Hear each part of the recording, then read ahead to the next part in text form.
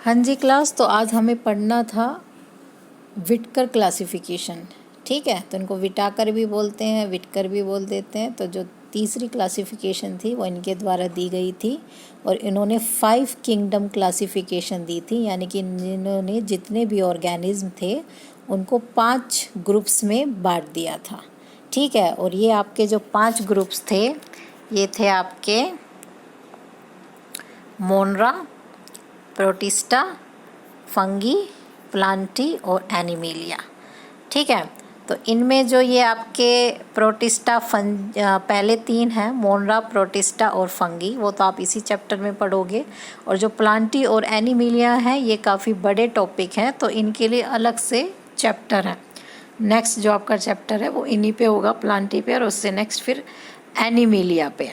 ठीक है, जो विटाकर थे उन्होंने क्या कैरेक्टरिस्टिक्स ली थी, बेसिस का मतलब यहाँ पे कैरेक्टरिस्टिक्स से है, तो उन्होंने ये कैरेक्टरिस्टिक्स ली। सेल स्ट्रक्चर, जिसका मतलब है कि उन्होंने सेल देखी वो यूकैरियोटिक है या फिर प्रोकैरियोटिक है। अब यूकैरियोटिक और प्रोकैरियोटिक क्या होता है ये आप 9th और 10th में पढ़ चुके हो, आपको याद होना चाहिए। मैं आपको केवल इनका मेजर सा डिफरेंस बता देती हूँ कि जो प्रोकैरियोटिक सेल होती हैं वो यानी कि पुराने टाइप की सेल होती हैं, उसमें जो सेल है, सेल के बीच में जो डीएनए है वो ऐसे ही पड़ा होता है, अलग से उसकी न्यूक्लियर मेम्ब्रेन नहीं होती है। ठीक है, न्यूक्लियर मेम्ब्रेन नहीं होती है और इसको हम क्या बोलते हैं, न्यूक्लियोइड बोलते हैं, न्यूक्लियोइड। जो यूकैरियोटिक सेल है उसमें क्या होता है, उसमें न्यूक्लियस कहलाता है और अलग से उसकी मेम्ब्रेन होती है, न्यूक्लियर मेम्ब्रेन होती है। दूसरा मेजर डिफरेंस इन दोनों में ये था, जो प्रोकैरियोटिक सेल है इसमें कोई भी सेल ऑर्गेनली नहीं होती है, केवल राइबोसोम्स को छोड़कर। ठीक है, बाकी माइटोकॉन्ड्रिया ये जो आपने पढ़ी थी, लाइजोसोम्स, वैक्यूल, ये सारी चीज़ें इसमें एब्सेंट होती हैं प्रोकैरियोटिक सेल में, और यूकैरियोटिक सेल में ये सारी प्रेजेंट होती हैं। ठीक है, तो ये इसके अलावा और भी बहुत छोटे छोटे डिफरेंसेस थे। तो जो मेजर डिफरेंस है इन दोनों में यही है कि भाई उसमें जो न्यूक्लियस है वो नेकेड बोल देते हैं, उसको नेकेड होता है, यानी कि उसकी न्यूक्लियर मेम्ब्रेन नहीं होती है। और यूकैरियोटिक सेल में जो न्यूक्लियस है उसकी न्यूक्लियर मेम्ब्रेन होती है। दूसरा डिफरेंस जो दूसरा उन्होंने कैरेक्टरिस्टिक लिया था वो था बॉडी ऑर्गेनाइजेशन का, यानी कि उसमें उन्होंने क्या देखा कि सेल जो ऑर्गेनिज्म है वो यूनिसेलुलर है या फिर मल्टी सेलुलर है। यूनिसेलुलर मतलब कि सारा का सारा ऑर्गेनिज्म केवल एक ही सेल है, और मल्टी सेलुलर वो अगर वो एक से ज़्यादा सेल से बना हुआ है। तीसरी चीज़ उन्होंने क्या लिखी, mode of source of nutrition, यानी कि न्यूट्रिशन कैसे लेते हैं, यानी कि वो ऑटोट्रोफिक हैं या फिर हीटरोट्रोफिक हैं। ऑटोट्रोफिक जो अपना खाना खुद बना सकते हैं, यानी कि फोटोसिंथेसिस द्वारा। ठीक है, और हीटरोट्रोफिक जो अपना खाना खुद नहीं बना सकते, दूसरों पे डिपेंड करते हैं। ठीक है, तो उन्होंने ये अपने कैरेक्टरिस्टिक रखे या क्राइटेरिया रखे, किस लिए, क्लासिफिकेशन के लिए। और उन्होंने कितने ग्रुप बनाए, 5 ग्रुप बनाए। ठीक है, अब हम इन ग्रुप को पढ़ेंगे एक एक करके। तो ये थी आपकी विटाकर की क्लासिफिकेशन। नेक्स्ट हमारा टॉपिक है अब मोनरा। ये हमारा सबसे पहला किंगडम है जो कि विटाकर ने दिया था। ठीक है, तो मोनरा, इसके अंदर आपके क्या रखे गए, इसके अंदर आपके सारे यूनिसेलुलर ऑर्गेनिज्म, यानी कि जिनकी बॉडी केवल एक सेल होती है, वो ऑर्गेनिज्म रखे गए। ठीक है, और इसके अंदर आपके ज़्यादातर क्या थे, बैक्टीरिया थे। और 2 बातें थी, एक तो वे यूनिसेलुलर थे और जो सेल टाइप थी वो थी प्रोकैरियोटिक। जो आपके बैक्टीरियाज होते हैं इनकी जो सेल होती है वो प्रोकैरियोटिक होती है। ठीक है, तो क्या क्या खास बातें थी, they are oldest life form, यानी कि वो जीव हैं जो धरती पे सबसे पुराने जीव हैं। ये सबसे पहले जब हम भी नहीं थे उस वक्त बैक्टीरिया थे, ओल्डेस्ट सबसे पुराने जीव जो धरती पर अभी भी प्रेजेंट है। सेल इनकी कैसी होती है, प्रोकैरियोटिक होती हैं, यानी कि इनके अंदर ना तो सेल ऑर्गेनलीज होती हैं और ना ही वेल डिफाइंड न्यूक्लियस होता है, मतलब कि न्यूक्लियस की अलग से न्यूक्लियर मेम्ब्रेन नहीं होती है। तीसरा, ये यूनिसेलुलर होते हैं, यानी केवल एक ही सेल के बने होते हैं, made up of 1 cell. Mode of nutrition क्या होता है इनका, ऑटोट्रोफिक।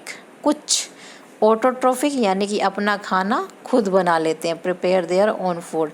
बाकी ज़्यादातर कैसे हैं आपके हीटरोट्रोफिक यानी कि दूसरों पर निर्भर करते हैं अपने खाने के लिए।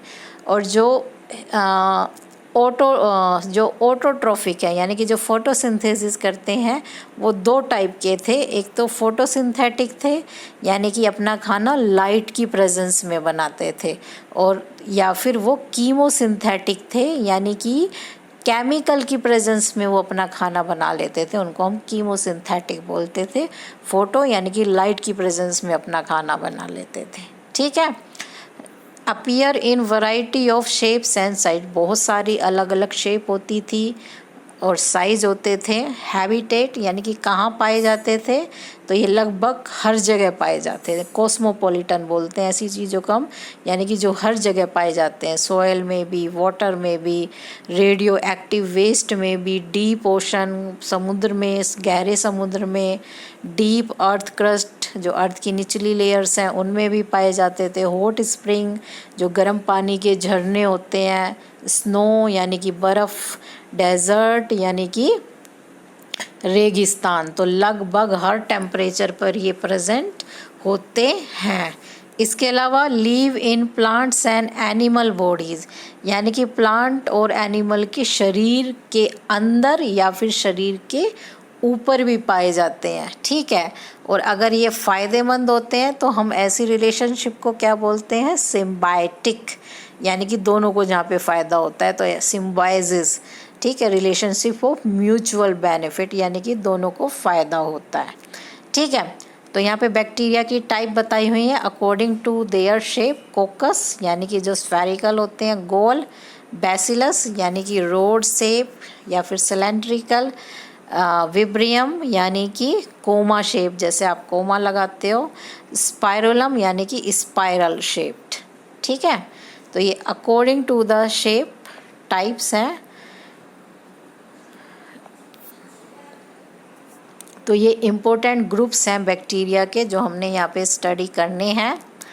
तो इसमें है आपके सबसे पहले archaebacteria, eubacteria, mycoplasma, cyanobacteria और ई कोलाई। आर्ची बैक्टीरिया कौन से होते हैं? आर्ची का मतलब होता है एंसेंट, पुराने, यानी कि ओल्डेस्ट, जो सबसे पुराने वाले बैक्टीरिया हैं, जो सबसे पहले इस धरती पे आए होंगे, दे आर आर्ची बैक्टीरिया। ठीक है, एंसेंट यानी कि पुराने वाले। तो इनकी सेल वॉल रिजिड होती है। हैबिटेट कहाँ कहाँ पाए जाते हैं ये? एक्सट्रीम हैबिटेट यानी कि या तो बहुत ज़्यादा ठंड या फिर बहुत ज़्यादा गर्मी या फिर बहुत ज़्यादा सैलिनिटी यानी कि जहाँ नमक की मात्रा बहुत ज़्यादा होती है, तो ऐसे टेम्परेचर पे ये पाए जाते हैं। इसके अलावा ये मार्शी एरिया जो आपका दलदली इलाका है वहाँ पे भी पाए जाते हैं। तो ये आपको आर्ची बैक्टीरिया की 3 टाइप्स बताई हुई हैं। जो नमक में पाए जाते हैं हाई सोल्ट कंसंट्रेशन, उनको हम बोलते हैं हैलोफाइल्स। फाइल का मतलब होता है लव करना, यानी कि जो हैलो मतलब नमक, फाइल मतलब लव, यानी कि नमक को लव करने वाला, हैलोफाइल्स। इसका एक एग्जाम्पल है आपका हैलोबैक्टीरियम। इसमें आपने एग्जाम्पल याद रखने होंगे। थर्मोफाइल, थर्मो का मतलब होता है हीट, फाइल मतलब लव, यानी कि गर्मी को लव करने वाला, हाई टेम्परेचर पे जो पाए जाते हैं। इसका एग्जाम्पल आप ढूंढना।